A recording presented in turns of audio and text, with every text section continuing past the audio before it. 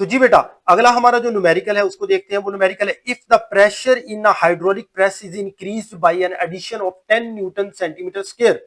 Hydraulic press वाला topic है आपका बेटा।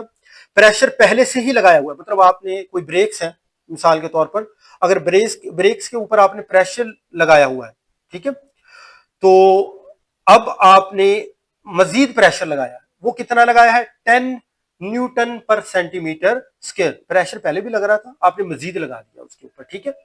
अब जब आपने मजीद प्रेशर लगाया है तो आगे पैड के ऊपर कितनी फोर्स लगेगी, या कोई लोड उठाने वाली मशीन है तो एक तरफ उसके प्रेशर बढ़ाया है तो वो कितना लोड दूसरी तरफ और उठाएगी, ठीक है ना। एक तरफ अगर आपने प्रेशर बढ़ाया है ना, तो दूसरी तरफ कितना मजीद लोड उठाएगी वो हमने बताना है, ठीक है जी बेटा। तो चलते हैं हमारे न्यूमेरिकल की तरफ जी बेटा। न्यूमेरिकल में सबसे पहले गिवन डाटा आपने गौर से देखना होता है। गिवन डाटा में बेटा प्रेशर, गिवन डाटा का एक नंबर होता है, बार बार बता रहा हूं आपको, गिवन डाटा लाजमी लिखा करें बेटा। प्रेशर इज इक्वल टू है 10 न्यूटन सेंटीमीटर स्क्वायर, तो सेंटी को खत्म करेंगे तो क्या आएगा, 10 रेज़ टू द पावर 4। अब ये पॉजिटिव में आ गई है, बच्चे परेशान हो जाएंगे बेटा। एक्चुअली यहाँ पे क्या लिखा हुआ है गौर से देखिए तो, पर सेंटीमीटर स्क्वायर, पर का मतलब होता है ये बटे में है, ये नीचे है, ठीक है। बटे से वैल्यू जब ऊपर लेके जाएंगे तो ये +4 आ जाएगा, ठीक है ना। तो अब परेशान नहीं होना, ये 10 cross 10 raise to the power +4 आएगा। तो ये जो सेंटी को खत्म करना है वो किस तरीके से खत्म करना है ये बार बार बता भी चुका हूं, ये हर दफा मैं लिख भी देता हूं, तो इसको बेटा आप देख लीजिएगा।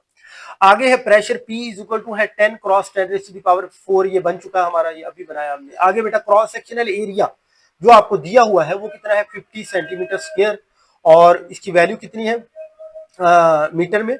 तो सेंटी को खत्म करें, ये 10 रेज़ टू द पावर -4 आएगा। ये देखिए ना, यहाँ पे पर सेंटीमीटर स्क्वायर नहीं था इसलिए यहाँ पे -4 आया, यहाँ पे पर सेंटीमीटर स्क्वायर था ये माइनस, और वो सेंटी वाला माइनस खत्म हो गए तो यहाँ पे इसलिए पॉजिटिव आया, यहाँ पे माइनस में आया जी बेटा।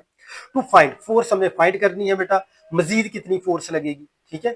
तो मजीद कितना वेट, कितना लोड आप उठा सकते हैं, ठीक है। तो इसका मतलब आपने फोर्स फाइंड करनी है, ठीक है।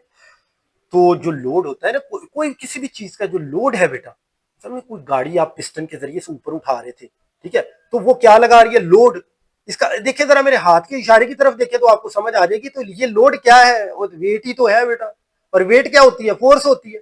इसका मतलब हमने फोर्स फाइंड करनी है, ठीक है। तो P is equal to F over A, ये हमें कुलिया पता है, इसको रीअरेंज करें, ए इधर मल्टीप्लाई हो जाएगा प्रेशर के साथ, और F इज इक्वल टू आ जाएगा P क्रॉस ए।